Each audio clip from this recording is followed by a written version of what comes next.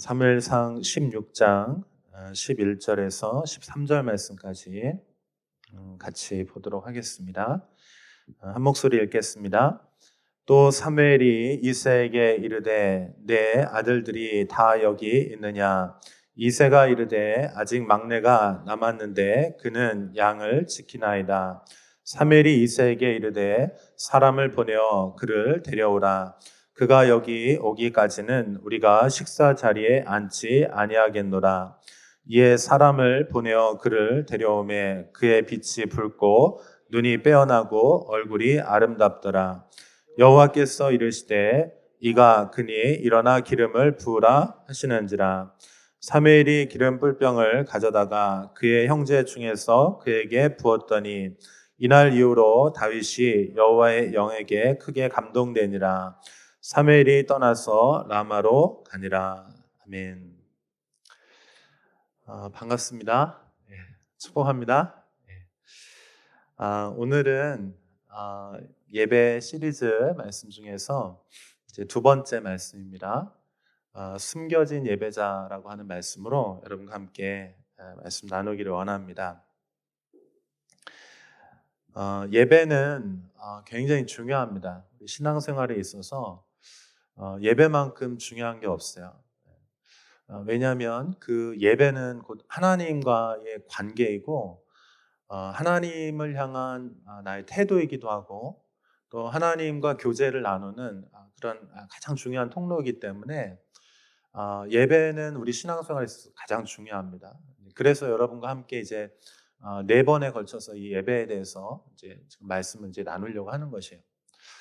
우리 지난주에 그 사울의 예배에 대해서 좀 같이 살펴봤죠.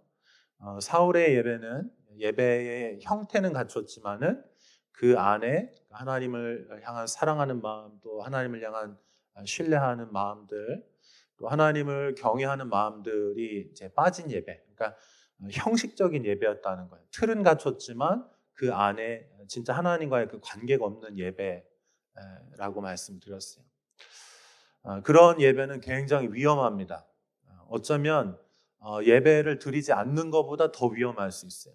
그렇기 때문에 사랑하는 여러분, 여러분의 예배를 오늘 점검하시고 하나님께서 정말 기뻐하시는 그런 예배가 여러분의 예배가 될 수 있기를 축복합니다. 자, 그래서 이 사울의 예배가 그랬다면은 이제 하나님께서 기뻐하시는 그런 하나님 받으시는 그런 예배가 있는데 다윗의 예배예요. 그래서 오늘 이제 다윗의 예배에 대해서 함께 살펴볼 거고 앞으로 이제 3번 더 이렇게 살펴보려고 합니다. 자, 다윗은 이제 하나님께서 사울을 세우셨는데 사울이 그러한 예배, 그러니까 예배 안에 모든 게 다 들어있는 거죠. 이 사람이 이제 예배를 보면 이 사람이 앞으로 이제 어떤 인생을 살 건지가 딱 드러나거든요. 그래서 여러분 어디 가서 다른 데 가서 예언을 받지 않아도 돼요. 그 사람의 미래가 어떤지, 그 사람이 어떤 삶을 살 것인지, 그 사람이 예배를 드리는 그 중심의 태도를 보면 그 사람의 미래에 대해서 그냥 알 수 있어요. 그 때문에 예배를 드리는 태도는 굉장히 중요해요. 자, 그래서 우리가 이제 사무엘서 통해서 이 두 사람을 좀 비교를 하는데 사울의 예배가 이제 실패한 예배였죠. 그래서 이 사울을 대신해서 하나님께서 새로운 사람을 하나님께서 세우세요. 그게 이제 사무엘상 16장 1절 말씀에 이제 그런 내용들이 남아 있는데요. 우리 한번 좀 같이 읽어보겠습니다. 같이 읽어볼게요. 시작. 여호와께서 사무엘에게 이르시되 내가 이미 사울을 버려 이스라엘 왕이 되지 못하게 하였거늘 내가 그를 위하여 언제까지 슬퍼하겠느냐. 너는 뿔에 기름을 채워 가지고 가라. 내가 너를 베들레헴 사람 이새에게로 보내리니 이는 내가 그의 아들 중에서 한 왕을 보았느니라 하시는지라. 여러분 우리 하나님은 새 일을 행하시는 하나님이신 줄로 믿습니다. 하나님은 계속해서 하나님의 일을 행하세요. 그래서 우리가 그 하나님의 뜻에 맞게 이제 합당한 것이 참 중요한데 하나님께서 그 하나님의 일을 이제 행하시는데 하나님의 그 마음이 지금 어디에 가 있냐? 하나님의 시선이 지금 어디에 가 있냐면 화려한 궁전에 있는 것이 아니고 많은 재력가들 사이에 수많은 군중이 있는 곳에 하나님의 마음이 있는 것이 아니고 베들레헴이라고 하는 작은 동네에 이세의 가정에 하나님의 마음이 지금 거기 가 있다는 거예요. 여러분, 오늘 우리가 예배하는 이곳에 하나님의 시선이 이곳에 있었으면 좋겠습니다. 아멘.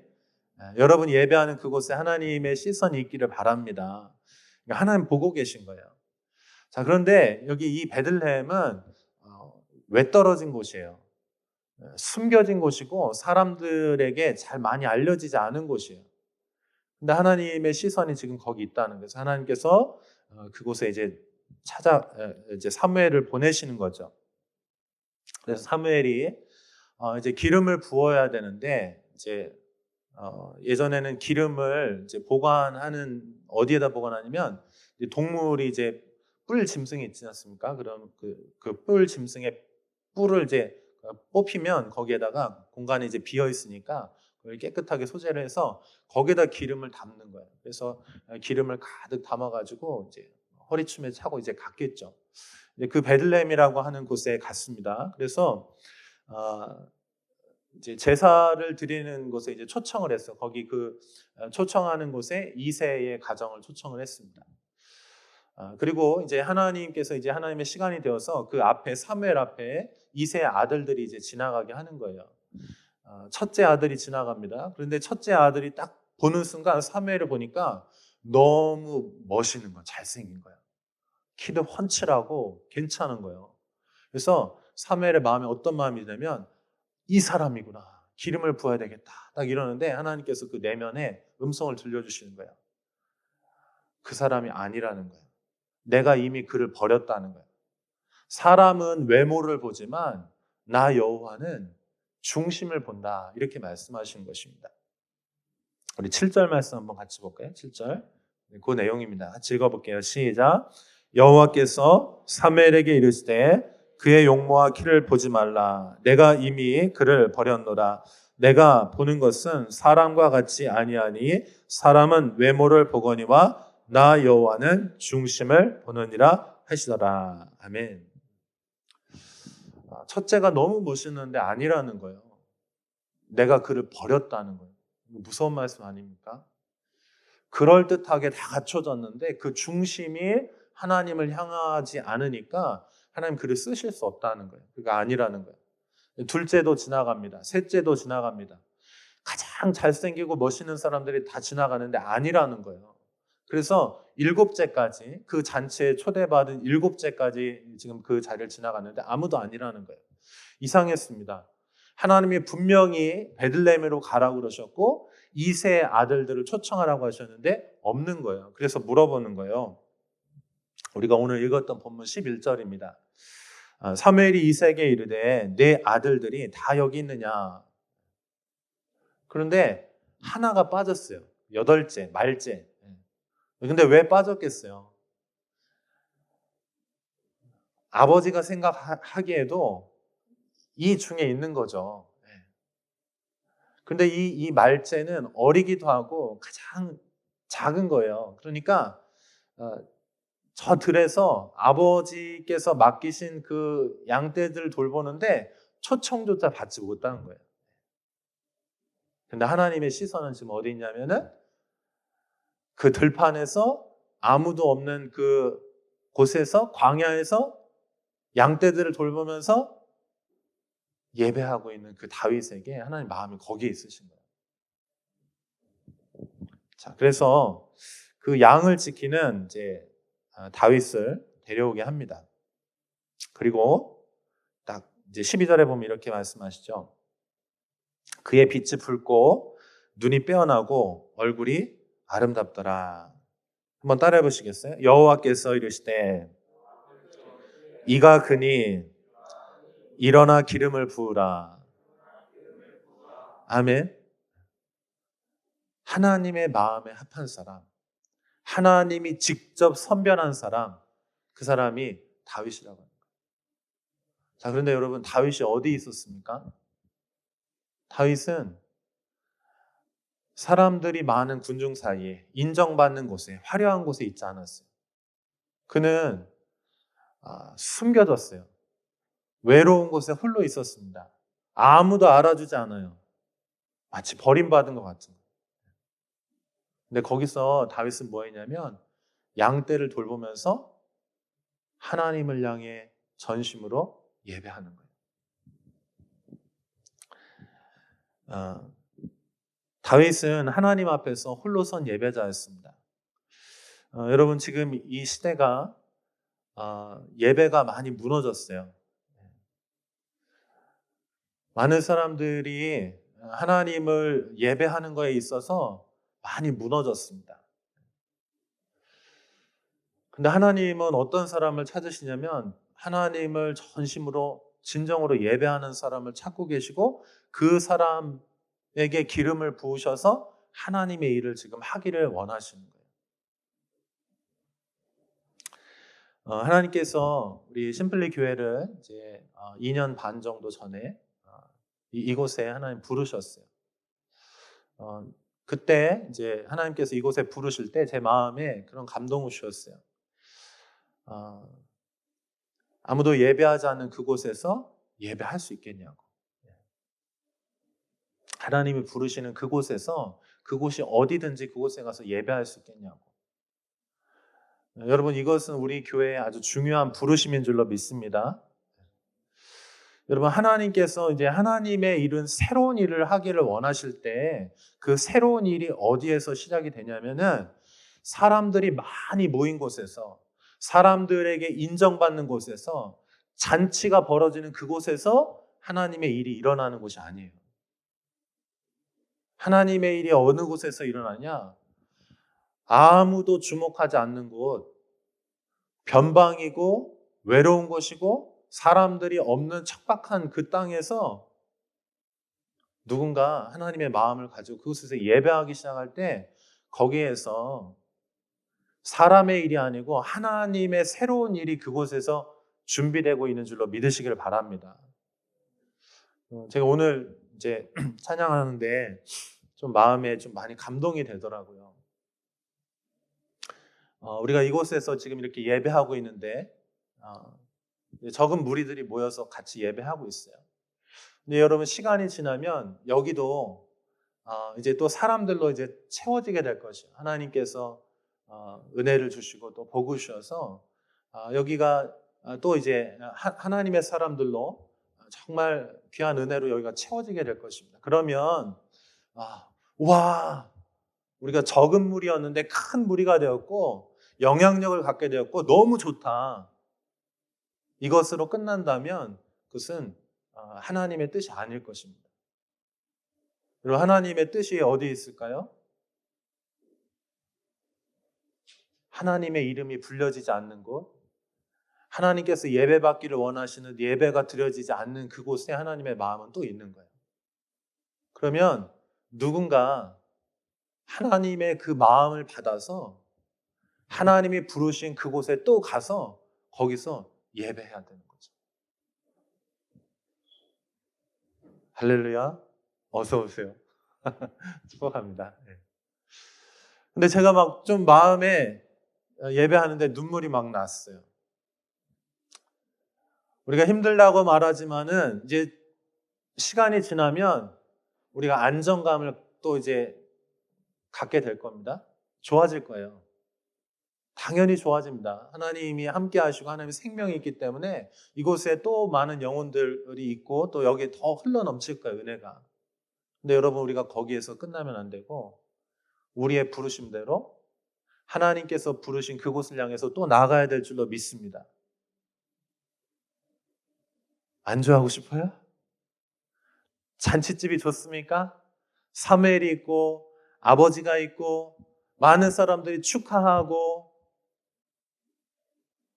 우리 마음이 거기에 머물러 있으면 하나님의 뜻을 이룰 수가 없어요. 하나님께서 부르신 그곳으로 우리가 계속해서 나아가야 될 줄로 믿습니다.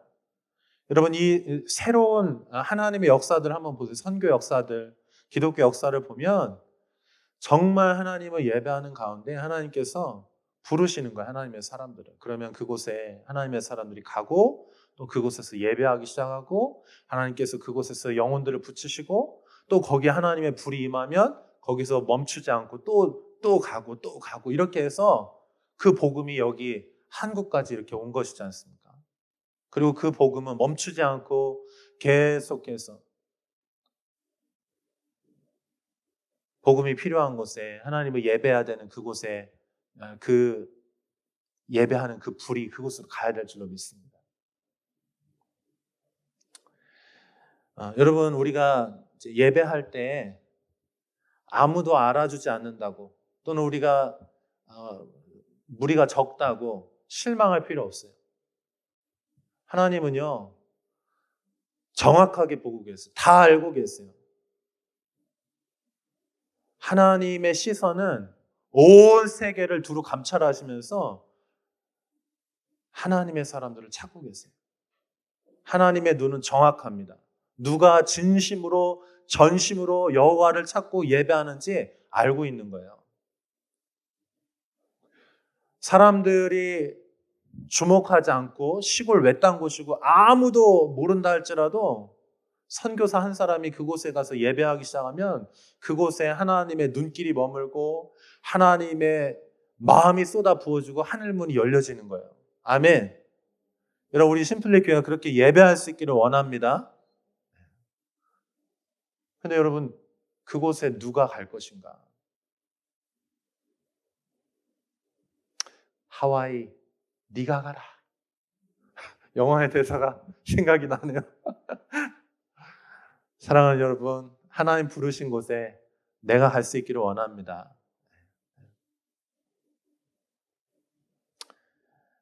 많은 사람들이 화려한 예배를 다 꿈꾸고 원해요. 그죠? 많은 사람들이 모이고 큰 임재가 있고 근데 여러분 그것만 예배가 아니고요. 하나님께서 부르신 곳에서 충성을 다해서 신실하게 단 한 사람이 예배하더라도 그곳에서 진짜 하나님을 전심으로 예배할 수 있다면 그곳이 하나님이 거하신 하나님의 집인 줄로 믿습니다. 이곳이 바로 그런 곳이 되길 원하고 또 하나님 부르시면 우리가 그곳에 가길 원해요. 우리 중에 누가 간다고 생각하니까 제가 마음이 찡하더라고요. 왜요? 목사님 먼저 가세요. 네, 제가 먼저 가겠습니다. 걱정하지 마십시오. 근데 사랑하는 여러분, 우리가 여기에 남아있든 또 하나님 부르신 곳에 가든 또 그곳에서 예배를 일으키고 또 하나님 부르신 곳에 또 가든 이런 우리는 한 마음으로 하나님의 그 부르심 안에 있는 줄로 믿습니다. 그래서 하나님이 부르시는 거예요. 하나님은 정확하게 보고 계세요. 하나님은 다 알고 계세요. 그래서 여러분 혼자 예배한다라고 생각하지 마세요. 혼자 신앙생활 한다라고 생각하지 마세요. 하나님은 여러분의 마음을 정확하게 그 중심을 보시는 하나님이시고 여러분은 알고 계세요. 그래서 여러분이 정말 외롭게 하나님을 위해서 헌신하는 그 자리에서 여러분이 예배한다면은 하나님이 바로 그곳에 계시는 거예요. 많은 사람들 군중 가운데만 계시는 하나님이 아니시고요.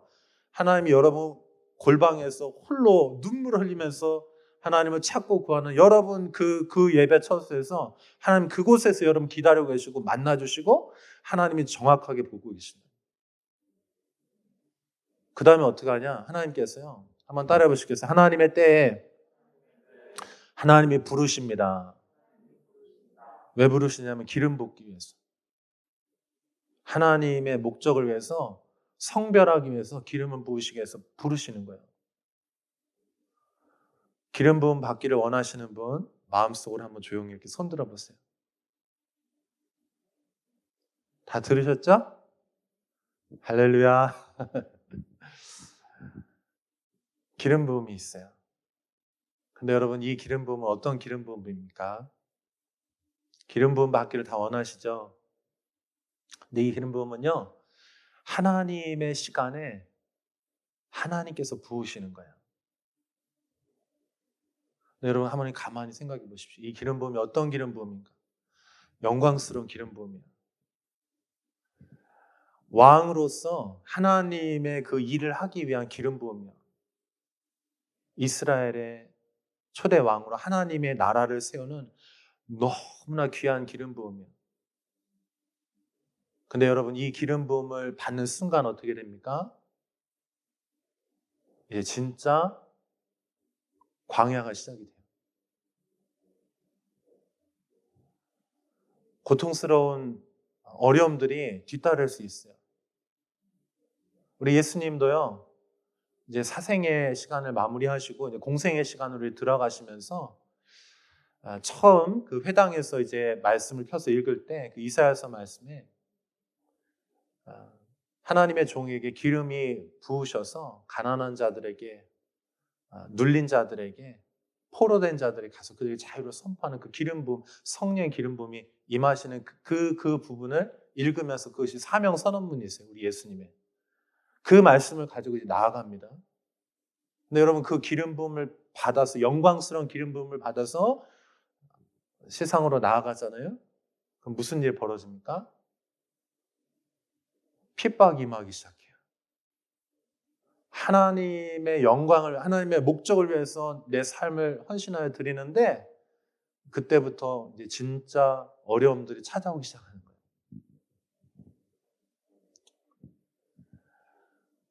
사랑하는 여러분, 다시 한번 물어볼게요, 여러분. 이런 기름 부음을 받기를 원하십니까? 더 큰 소리로 아멘, 아멘. 다윗의 기름 부음을 받기를 원하십니까?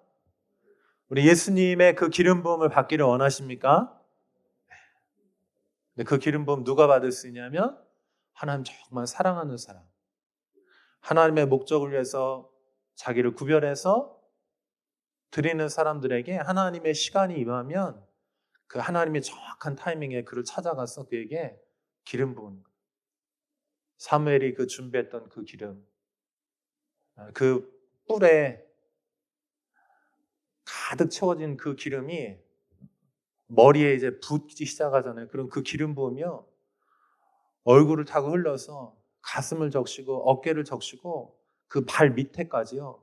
그 기름 부음이 머리부터 발끝까지 전체를 덮는 거예요. 할렐루야. 그러면 무슨 일이 벌어지냐? 이날 이후로 다윗이 여호와의 영에게 크게 감동되니라. 아멘. 하나님이 함께 하시는 거예요. 하나님이 보호하시는 거예요. 하나님이 인도하시는 것입니다. 아멘.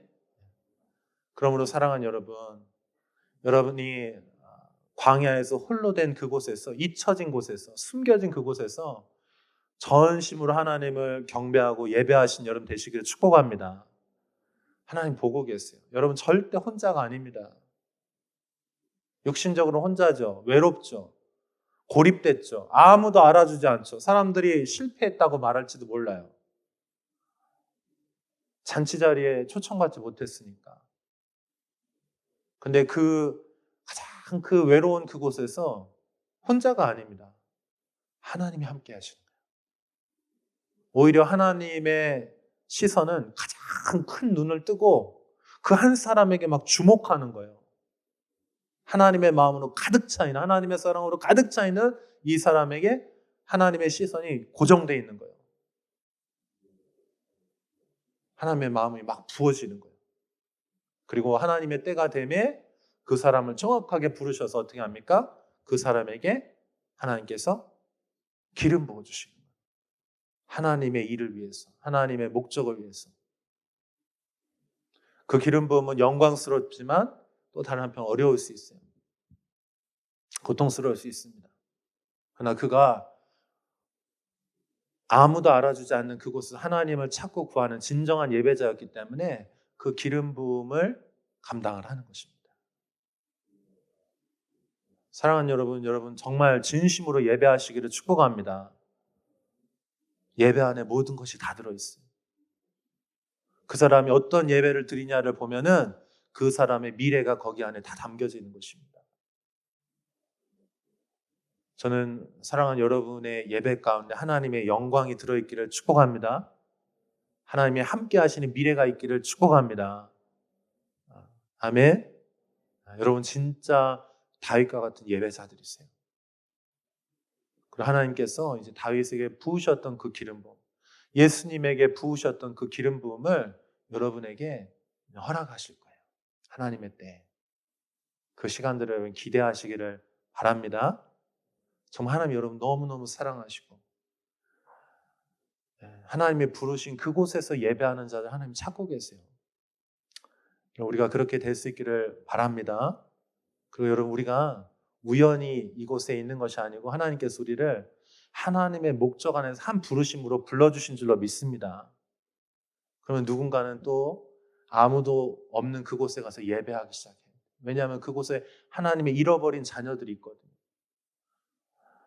하나님은 오늘도 그 잃어버린 자녀들 향해서 울고 계신 거예요. 근데 그곳에 가서 누가 그곳에서 예배하고 누가 그곳에서 복음을 전하고 누가 그 영혼들을 끌어안고 양육을 할 것입니까? 하나님의 마음을 가진 하나님의 예배자들이 그 일을 할 수가 있는 거예요. 누군가는 가고 또 누군가는 서포트하고 하나로 연결돼서 장소가 달라져도 우리가 같이 연결되어 있기를 바랍니다. 하나님께서 우리를 하나로 부르신 줄로 믿습니다. 그리스도 안에 한 몸으로 부르셨어요. 그러므로 우리가 그 하나님의 목적을 이루어드리는 놀라운 주님의 몸된 공동체 될 수 있기를 진심으로 바랍니다. 우리 함께 기도하겠습니다.